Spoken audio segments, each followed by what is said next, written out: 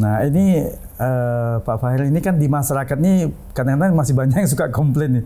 Wah kalau sakit butuh darah kok mesti bayar. Kalau kita kasih darah ke PMI katanya gratis, cuma dikasih telur sama snack-snack aja katanya. Ini mungkin supaya jangan salah paham bisa dijelaskan.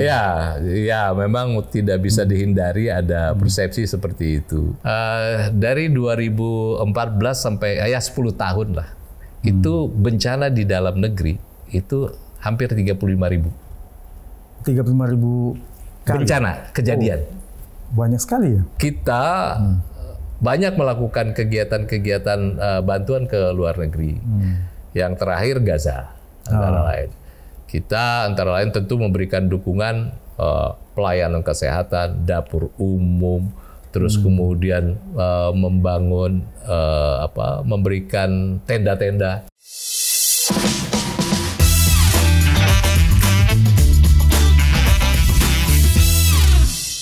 Selamat datang di Answer On, edisi ringan discussion bersama saya Edi Wijaya. Kali ini saya berkunjung ke Markas Pusat Palang Merah Indonesia. Di sini kita akan ngobrol-ngobrol berbagai hal tentang apa dan fungsi PMI dalam misi kemanusiaan dan juga dalam hal mengumpulkan donor darah. Dan kenapa donor darah yang dikumpulkan secara gratis dari relawan harus dibayar oleh pasien. Untuk lebih jelasnya langsung saja kita ngobrol dengan Sekjen PMI, Bapak A.M. Fahir. Selamat siang Pak Fahir, apa kabarnya? Selamat siang Pak Edi. Sehat selalu. Selamat datang di Markas Pusat. Iya, PMI ya. PMI. Namanya markas, Pak. Oh, Markas Pusat nih seperti... Bedanya dengan kantor. Kalau kantor itu ada jam kerja. Oh, jadi kalau Markas Pusat? Ya, sama dengan markas polisi, ada yang tutup nggak? Jadi open. Iya, kita 24 jam. Wah, luar biasa. Untuk melayani masyarakat, iya, luar biasa. Nah ini Pak Fahir kan sudah malang melintang di dunia politik, di pemerintahan, tapi begitu pensiun tetap masih harus juga milih jadi Sekjen PMI ini untuk kesibukan untuk mengabdi kepada masyarakat atau gimana nih? Memilih sih tidak, kalau diminta iya. Karena ketika saya selesai dari pemerintahan sebagai diplomat karir, ya, pejabat pemerintah terakhir, itu saya langsung diminta. Waktu itu baru saja selesai musyawarah nasional. Kemudian diminta untuk jadi pengurus, anggota pengurus. Kepengurusannya Pak Yusuf Kalla. Pak Yusuf Kalla. Karena mungkin latar belakang karir saya waktu itu diminta menjadi anggota bidang hubungan luar negeri. Oh, karena memang pernah jadi karena saya diplomat karir kan. Dan pernah menjadi Wamenlu. Iya, jadi dan ya membantu. Tapi kemudian setelah ada kayak pergantian, kemudian waktu itu sekjennya Pak Sudirman Said, dia harus nonaktif karena ikut proses politik. Ya, itu di PMI seperti itu. Kalau udah politik harus berhenti dari PMI. Nonaktif, harus berhenti. Nah, kemudian Pak JK minta saya untuk sebagai sekjen menggantikan Pak Sudirman Said sampai sekarang. Nah ini kan di PMI kan sebelumnya pernah juga ada dualisme ini. Kira-kira Bapak menanggapinya seperti apa? Saya tidak melihat ada.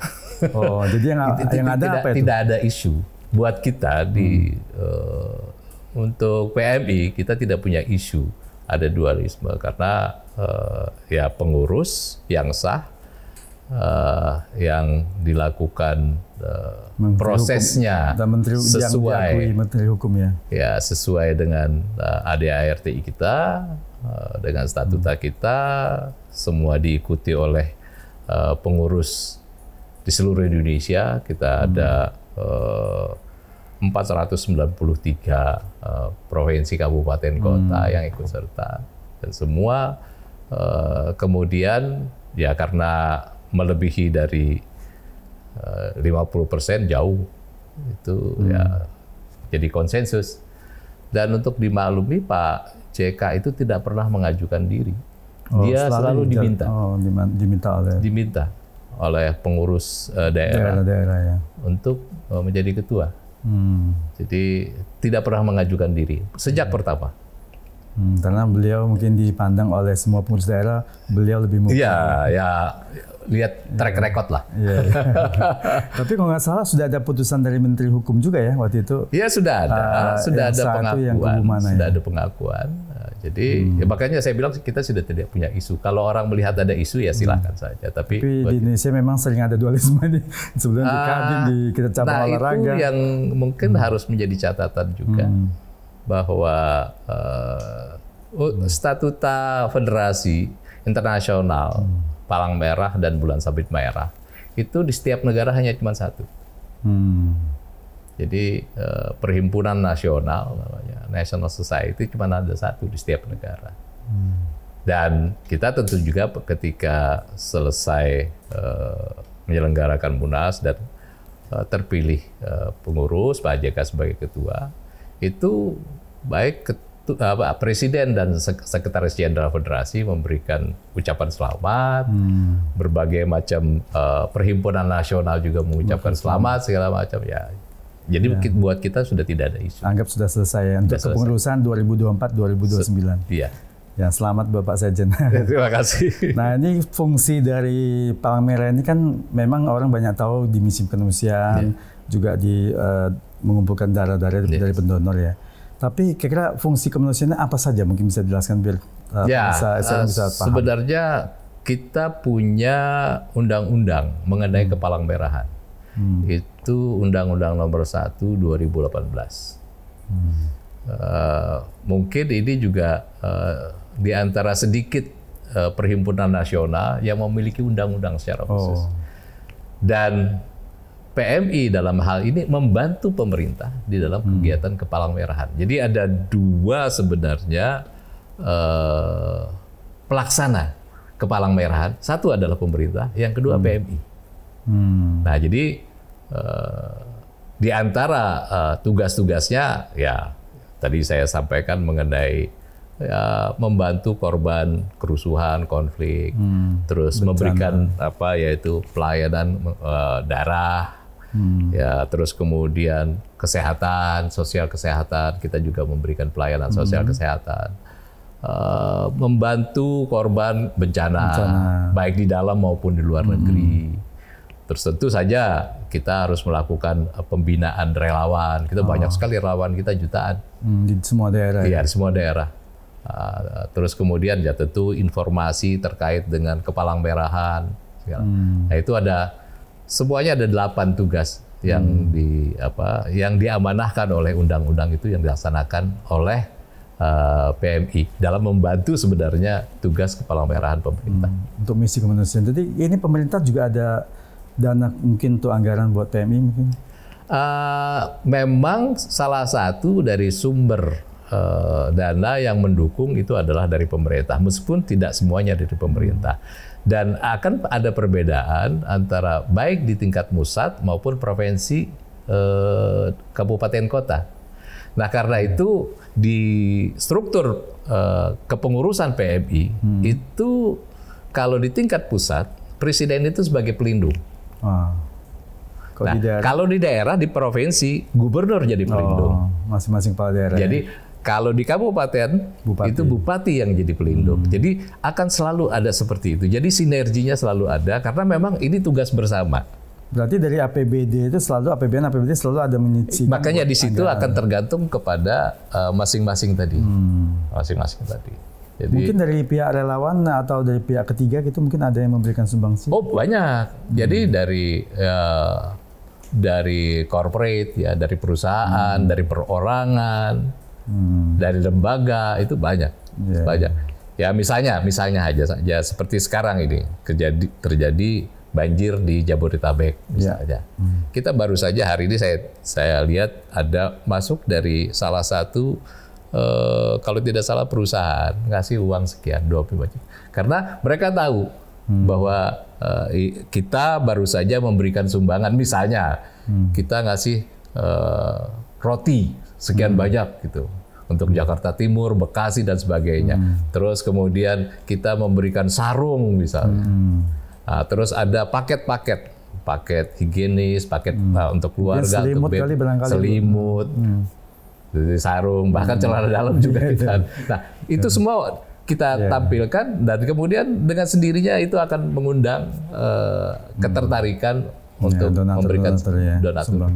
Tapi itu semua juga dilakukan secara transparan, ya, Bang? Oh iya, kita transparan, semua transparan kita bukan. Supaya semua masyarakat yang memberikan donasi jangan khawatir karena PMI selalu transparansi. Iya, itu wajib. Karena kita itu bekerja berdasarkan kepercayaan dan kita akan jaga betul kepercayaan itu. Nah ini Pak Fahir, ini kan di masyarakat nih kadang-kadang masih banyak yang suka komplain nih. Wah kalau sakit butuh darah kok mesti bayar, kalau kita kasih darah ke PMI katanya gratis, cuma dikasih telur sama snack-snack aja katanya. Ini mungkin supaya jangan salah paham bisa dijelaskan. Ya memang tidak bisa dihindari ada persepsi seperti itu. Mungkin harus dimaklumi juga bahwa proses pengambilan darah sampai kemudian memberikan darah itu kepada pasien itu ada proses. Dan proses ini tentu ada, misalnya hanya satu saja, kita perlu kantong darah, iya kan? Ya. Terus kemudian setelah itu lalu kita uji dulu. Mungkin darahnya itu mengandung penyakit atau tidak ya misalnya? Ya, diuji dulu. Terus disimpan. Disimpan itu harus ada tempat khusus. Ya. Nah kemudian bisa transportasi dari satu tempat ke tempat lain.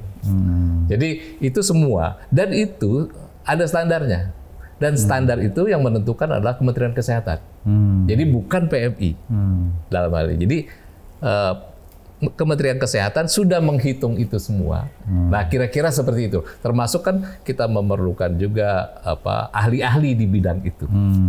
Tapi yang mungkin terutama supaya menjaga pasien penerima donor itu tidak tertular penyakit. Betul. Itu penting sekali. Jadi saat atau ada penyakit HIV misalnya atau penyakit lain-lain menular itu yang dalam darah itu harus dibuang semua ya, harus bersih ya.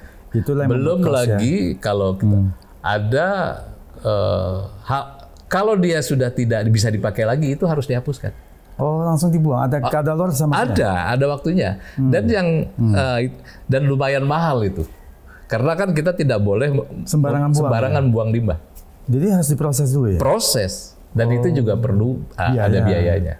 Tapi kira-kira kalau kadaluarsa itu nggak kepake atau nggak diserahkan ke daerah-daerah lain yang membutuhkan? Enggak bisa. Karena kadaluarsa sudah tidak mungkin. Enggak, sebelum kadaluarsa ini udah deket-deket kadaluarsa ini, wah ini di tempat lain kosong langsung. Ada sistem itu. Jadi kita memang untuk dimaklumi saja ya. Jadi mungkin biar agak memberikan gambaran lebih jelas. Keperluan darah nasional itu adalah 2% dari penduduk. Wah, 2%. 2%. Jadi kalau penduduk kita 280 juta maka 5 juta sekian. 5.600.000-an. Itu saudara.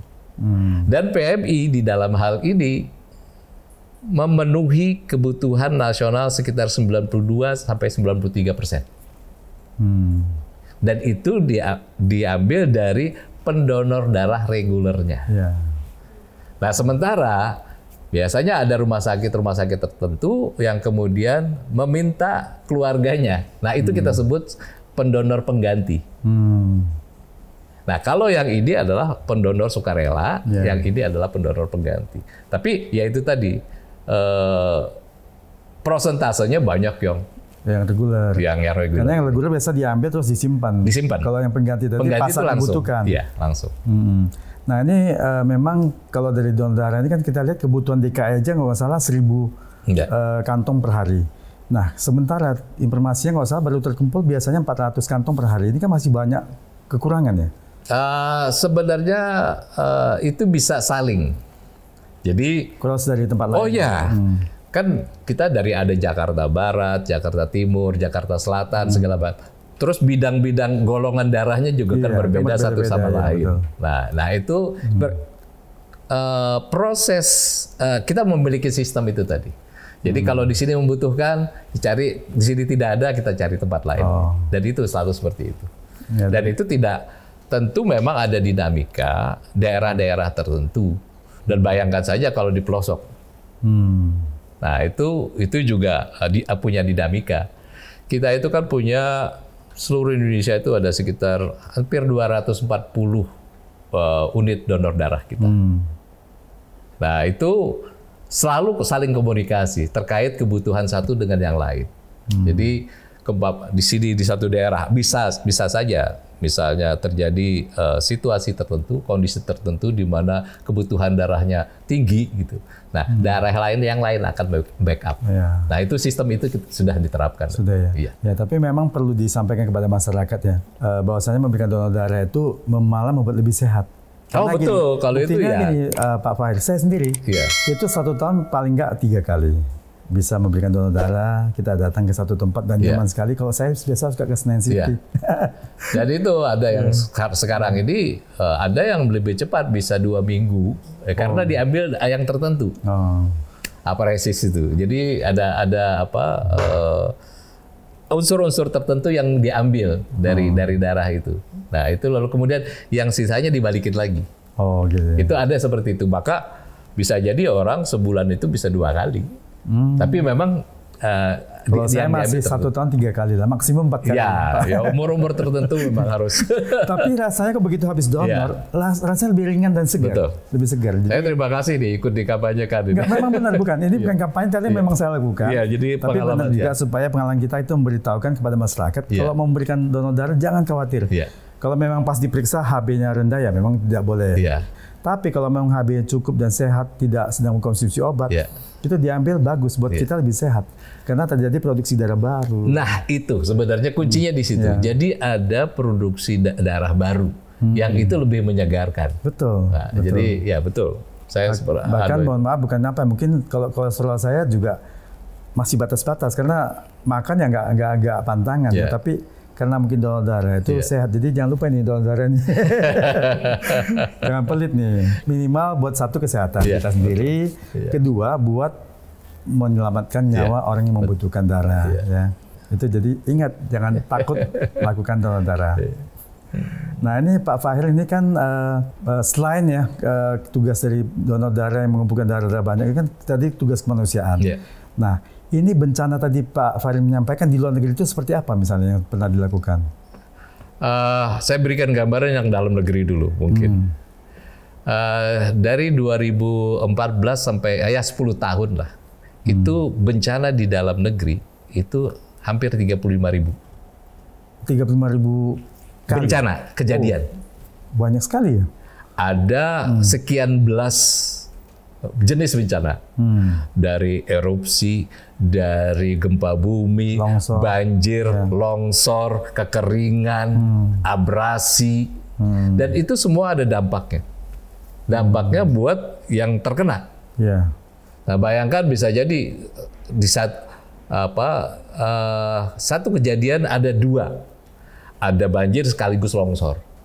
Biasa dibarengin itu. Iya, terjadi kan biasa seperti itu. Dan yang terdampak itu tidak kecil, itu besar sekali. Betul.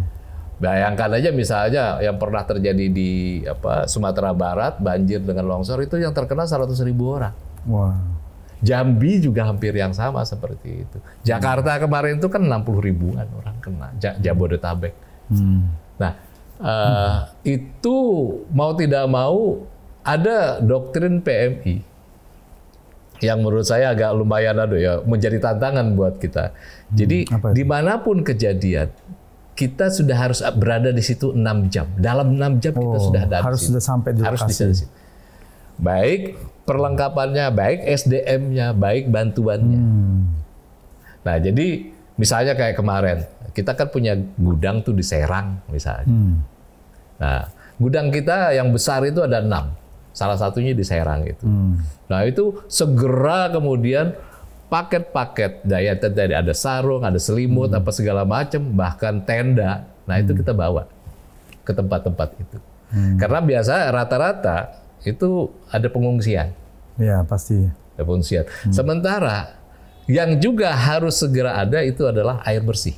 Nah, ini jadi ikonnya PMI sebenarnya. Air bersih yang itu dicontoh lalu kemudian. Artinya air bersih yang mobile, yang kita punya tangki air itu hampir 200 di seluruh Indonesia. Itu yang dikendalikan oleh PMI pusat.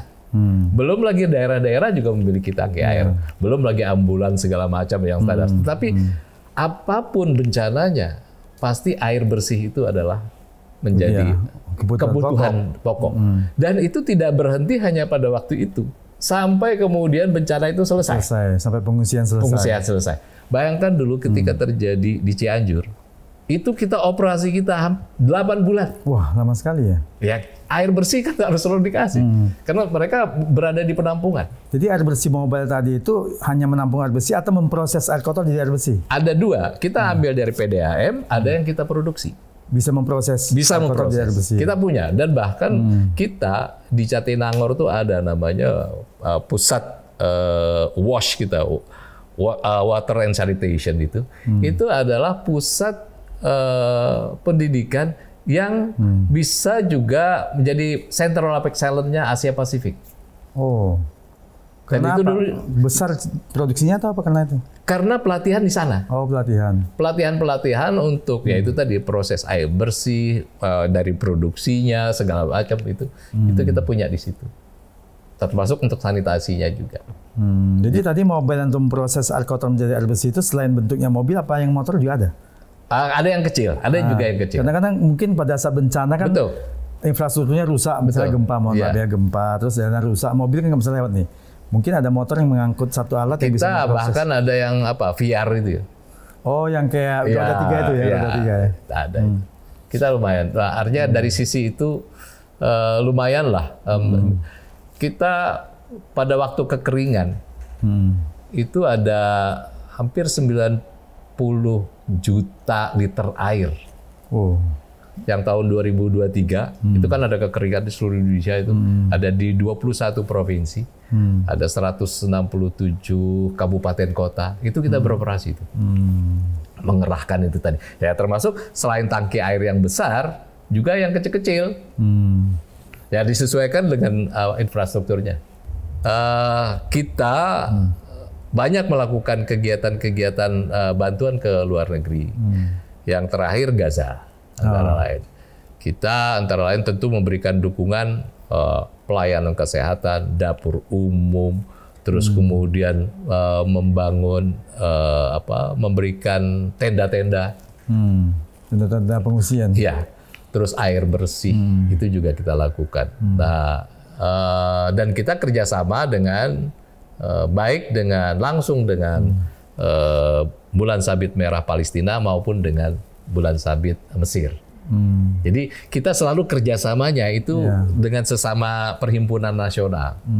Nah, jadi kan ada dua, ada Palang Merah dan Bulan Sabit Merah. Nah, jadi itu yang. Nah, jadi tadi Afghanistan juga kita. Pernah juga terus kemudian Myanmar.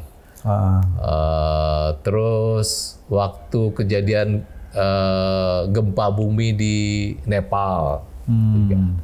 Nah, jadi tidak hanya di dalam negeri.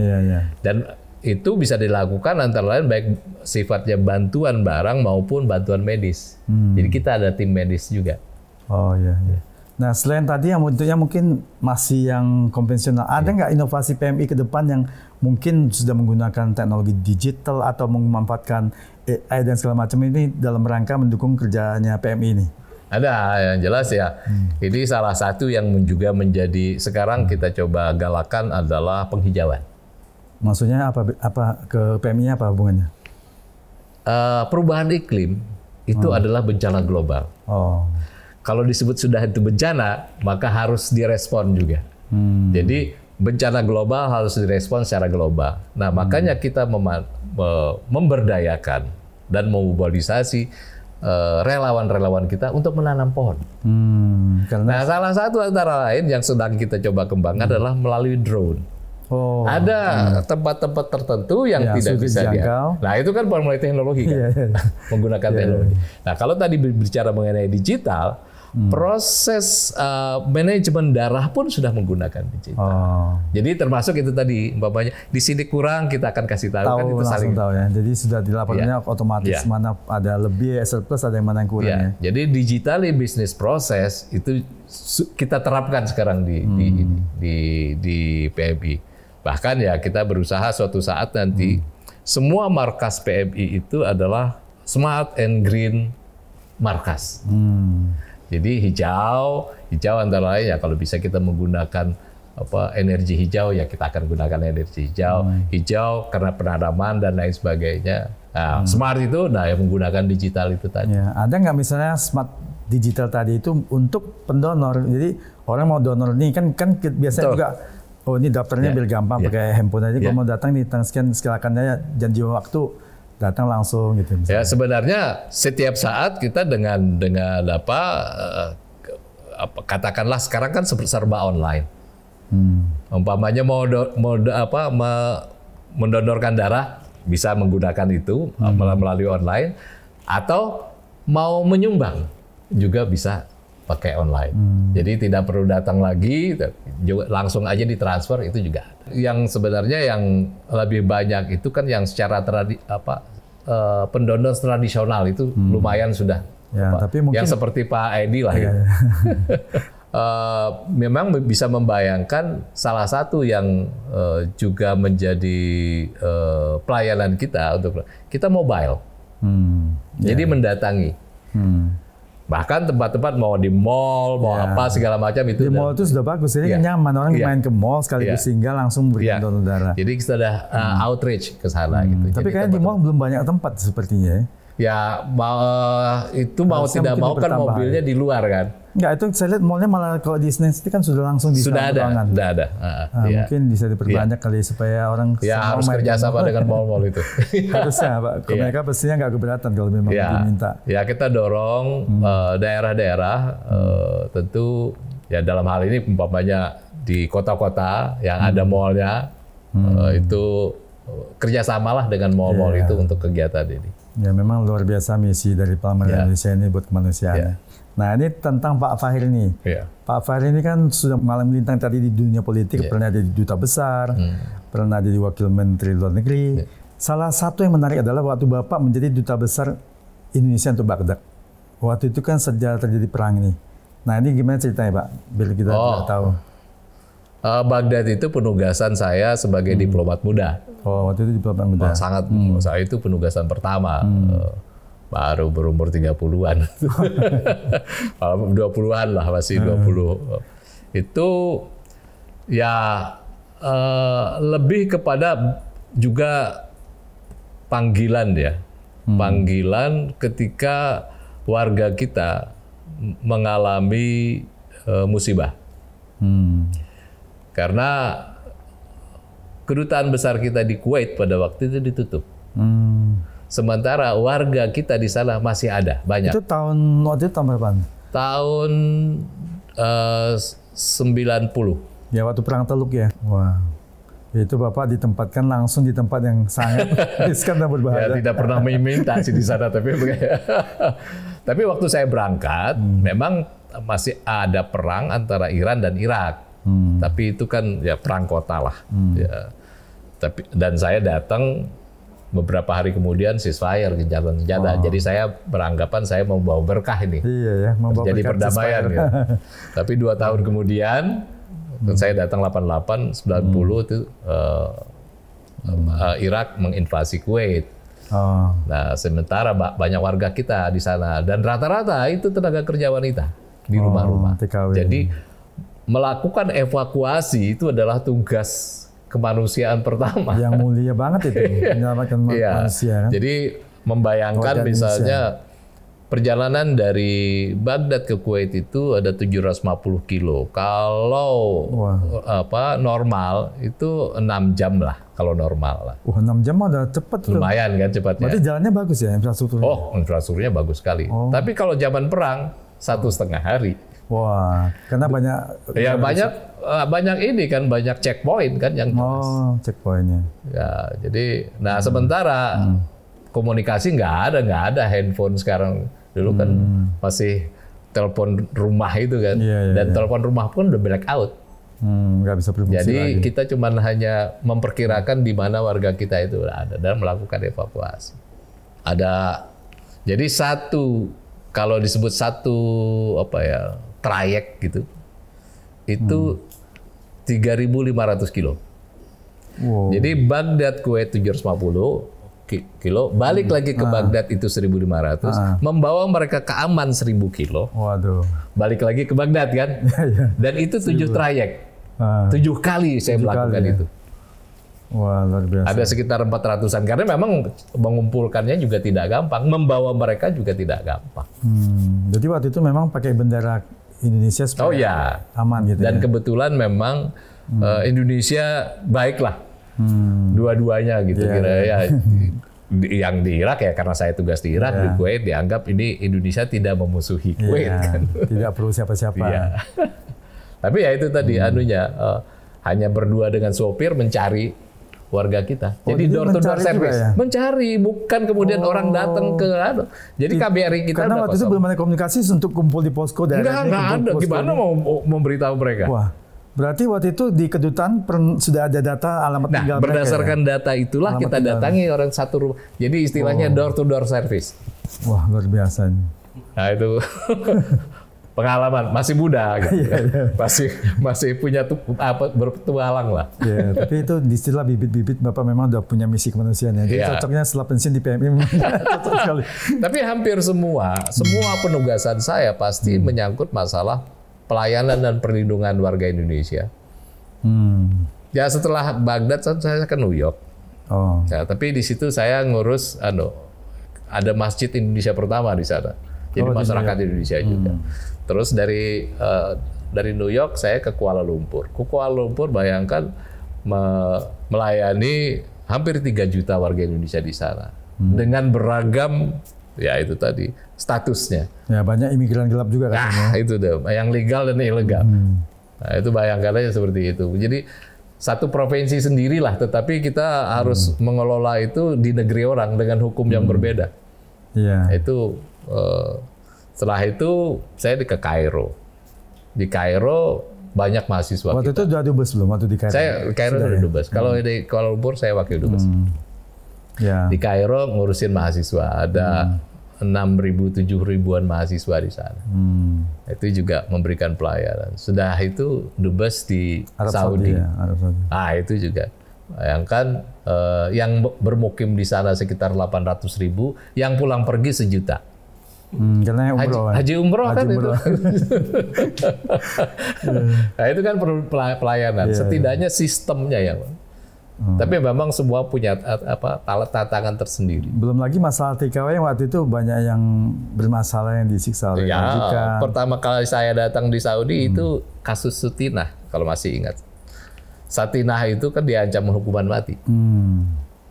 Dan bagaimana kita menyelamatkannya dari hukuman mati. Karena berhasil ya? Ya, alhamdulillah berhasil. Waktu itu nggak usah dituduh membunuh majikan atau apa? Iya, majikan. Wah, memang luar biasa. Ya itu kan diplomasi, negosiasi, melakukan pendekatan. Ya mungkin karena Satinah melakukan itu juga karena membela diri atau terpaksa barangkali ya, atau bagaimana? Kalau kasus hukum di sana, kalau sudah ya dia membunuh, kan pendekatan kisas, kecuali ganti rugi itu kalau keluarganya memaafkan. Kalau keluarganya memaafkan, nah kita harus ganti rugi. Tapi keluarga tidak memaafkan ya. Nah makanya negosiasi sama keluarga ini. Dan itu kan tidak hanya salah satu, Satinah itu hanya salah satu. Begitu banyak ke daftarnya. Di Malaysia kan juga gitu, banyak juga. Nah di Arab Saudi ini kan sekarang ini Presiden Prabowo kan mau melakukan moratorium lagi supaya TKW bisa kerja lagi di Arab Saudi. Tanggap ke Bapak gimana? Sebenarnya yang paling penting itu adalah apakah ada jaminan keamanan. Jaminan perlindungan terhadap warga kita, itu yang paling penting dulu. Baru kita berbicara mengenai berapa kompensasi yang diterima kan kayak gitu. Nah itu kan harus melalui sebuah perjanjian. Nah kalau umpamanya, sebab ada beberapa kategori negara, gitu. Negara yang memang memiliki hukum memberikan perlindungan kepada warga asing. Misalnya kan Eropa kan itu sadar itu. Ya, penghormatan lebih tinggi. Ya. Katakanlah misalnya Singapura, katakanlah Taiwan misalnya, yang jelas gitu bahwa negaranya itu memiliki hukum yang memberikan perlindungan kepada warga asing. Nah, yang kedua, negara yang tidak memiliki itu, nah mau tidak mau itu harus diikat, diikat dengan perjanjian kerjasama. Jadi pemerintah Harus, itu kewajiban pemerintah. Ini amanah undang-undang.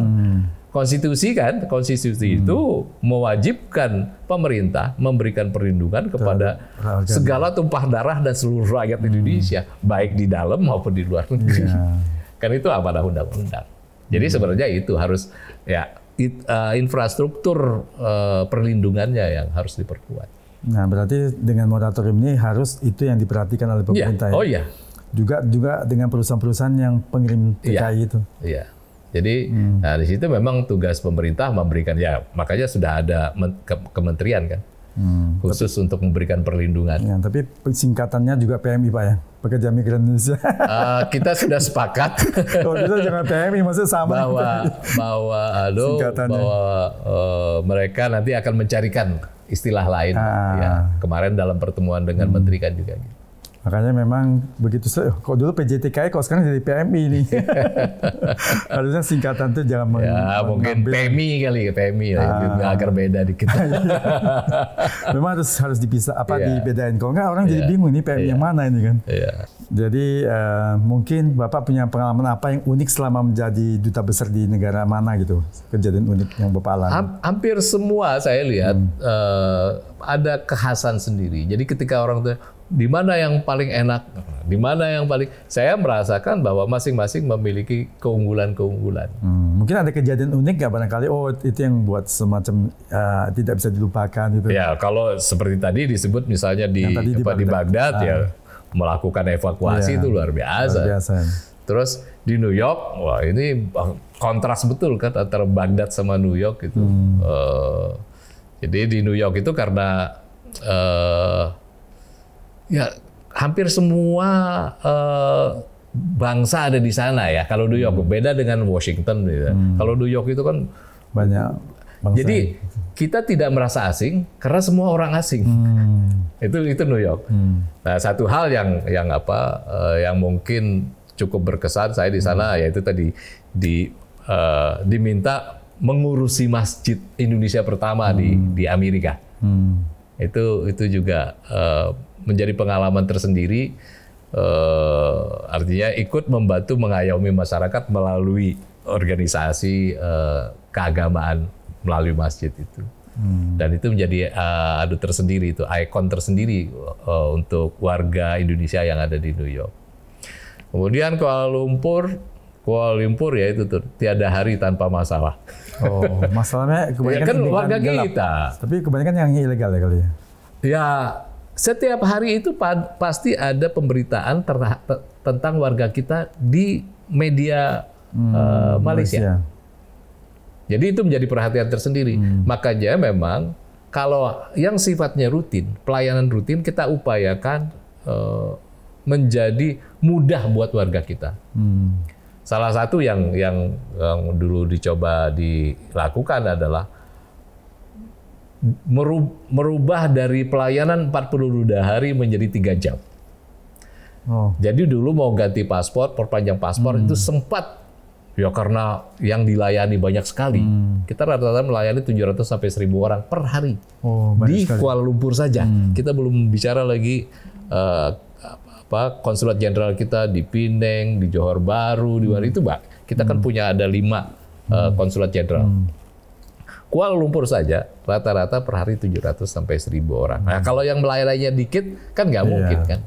Jadi dicoba kita memberikan dari yang ngantri menjadi pakai queuing number kayak di bank. Nah, itu kan upaya untuk memberikan pelayanan lebih bagus. Nah, itu di Kuala Lumpur seperti itu. Jadi yang rutin gitu. Nah, sementara yang kasus-kasus ya kita tangani secara kasus per kasus juga. Mesir itu juga menarik karena bagaimana mendorong mahasiswa kita berhasil di dalam studinya. Karena sistem Al-Azhar itu sangat loose. Jadi absensi nggak ada. Oh, jadi ya tergantung kesadaran mahasiswa untuk masuk. Nah, diupayakan mereka back to kampus lah. Karena ada yang setahun 2 tahun nggak bisa bahasa Arab. Ya karena nggak bergaulnya sesama orang Indonesia. Nah itu kan salah satu. Kendala kalau kuliah nggak bisa berbahasa. Makanya itu. Nah itu bagaimana caranya kemudian mengupayakan agar mereka betul-betul mengikutilah niat pertama mereka ke sana untuk belajar. Ya belajar bener. Tapi utamanya kalau yang mahasiswa di Kairo itu di Mesir itu apa jurusan yang mereka ambil? Rata-rata jurusan ilmu agama. Ilmu agama. Ya? Ilmu agama. Meskipun Al-Azhar sendiri itu memiliki ada fakultas kedokteran, fakultas teknik, dan lain-lain. Tapi ya rata-rata yang ada di kepala orang-orang Indonesia, Al-Azhar itu kan sumber ilmu agama. Kan. Kalau gitu mereka ya udah wajib bisa bahasa Arab. Ya, ya mau pakai aja kan mau nggak mau harus pakai bahasa setempat. Iya. Nah ini waktu Bapak jadi Wamenlu, gimana ceritanya? Wamenlu 2014-2019 Pak ya? Iya, 2014. Wamenlu, ya menjadi Wamenlu. Itu ya kita sebagai tetap ada Menlu ya. Jadi harus bagus chemistry antara Menlu dengan Wamenlu. Dan tidak ada pembagian tugas, kita cuma lebih kepada mengupayakan, saya mungkin lebih banyak di mesin diplomasinya. Sementara Menlu kan lebih berbicara mengenai geopolitik, apa segala macam, terus tertentu yang menyangkut diplomasi ekonomi, diplomasi perlindungan, itu juga. Saya melihat bahwa itu sebenarnya duta besar puncak karir, tetapi ini bonus lah kalau boleh dikatakan, karena itu kan kita masuk di kabinet itu artinya sudah political appointee kan, sudah sangat-sangat politis. Tetapi kita bersyukur berdua waktu itu adalah dua-duanya karir yang diminta. Yang dari karir ya? Iya, dua-duanya. Karena menterinya bisa politik, tapi yang Wamenlu-nya yang ambil dari karir. Ya, ini kan sekarang ini menterinya politik, memang ada dua wamennya yang karir. Ada satu yang juga yang politik. Tapi banyak di kementerian juga Wamenlu-nya yang politik juga masih banyak. Ya, balik lagi memang sejauh betul-betul menyelami apa yang menjadi misi masing-masing kementerian, dan tentu itu adalah misinya presiden. Nah, itu dan di bidang itu ya sejauh dia bisa menerjemahkan misinya presiden di dalam untuk sesuai bidang itu, saya pikir ya fine aja ya. After all di sana masih ada eselon 1 kan. Ya, bisa mendapatkan masukan. Jadi pakem-pakemnya itu, pakem-pakem untuk masing-masing kementerian itu kan dimiliki dari sekjen, dirjen dan lain sebagainya. Bapak waktu jadi Wamenlu itu sering juga ikut berkunjung berdampingan dengan Menlu atau bertugas? Nah, kita nggak bisa. Nggak bisa ya? Harus salah satu. Jadi kalau Menlu keluar negeri, saya harus tetap. Demikian juga kalau saya ada penugasan luar negeri Menlu nggak bisa. Jadi kita dulu memposisikan diri seperti itu. Harus tahu standby dan ada di tempat. Atau di dalam negeri itu harus ada. Iya, karena kenapa lalu kemudian waktu itu sangat diperlukan? Karena kan Wamen pada waktu itu hanya 2, Pak. Waktu saya dilantik itu hanya dengan Wamenq. Hanya 2 Wamen, dengan tempat kementerian lain nggak ada ya? Justifikasinya kenapa Kementerian Luar Negeri memerlukan Wamen? Karena kalau Menlunya pergi, itu harus ada yang juga setingkat menteri, yang umpamanya kalau presiden mendapatkan kunjungan, dia bisa mendampingi. Tapi ya itu tadi pada level menteri. Gitu. Jadi itu adanya justifikasinya waktu itu. Nah ini Pak Farid karena terbatas waktu ini Pak Farid juga kita ingin satu pesan Bapak buat generasi muda ini bagaimana supaya bersedia nanti menjadi relawan juga nih, tim relawan yang membantu misi kemanusiaan. Ya, kita harapkan semua anak muda jadilah relawan Palang Merah Indonesia yang membantu sesama ketika mereka membutuhkan. Relawan bisa diekspresikan dengan berbagai macam cara. Apakah dengan langsung terjun di lapangan membantu korban, maupun melalui sumbangan-sumbangan. Apakah itu misalnya sumbangan yang sifatnya dana, maupun sumbangan lain.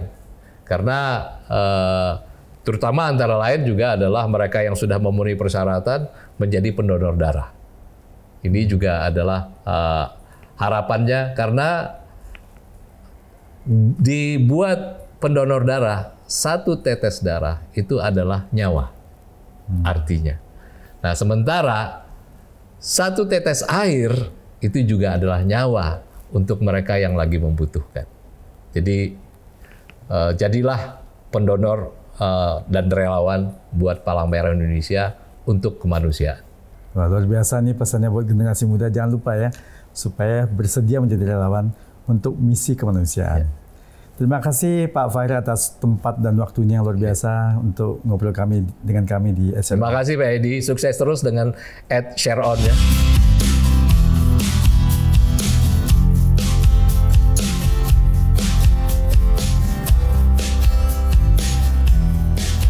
Sobat setia SRON, itulah tadi obrolan saya dengan Sekjen Palang Merah Indonesia, Bapak A.M. Fahir. Semoga apa yang beliau sampaikan bisa mencerahkan, mengedukasi kita. Dan juga jangan lupa, setiap masyarakat, jadilah relawan di mana saja dan kapan saja dibutuhkan. Tidak hanya tenaganya, tapi apapun bisa dilakukan untuk misi kemanusiaan. Nantikan obrolan berikutnya yang tetap menarik bersama narasumber yang wow dan amazing, hanya di SRON, Edi Sharing Discussion, podcast yang inovatif, kreatif, dan informatif. Sampai jumpa.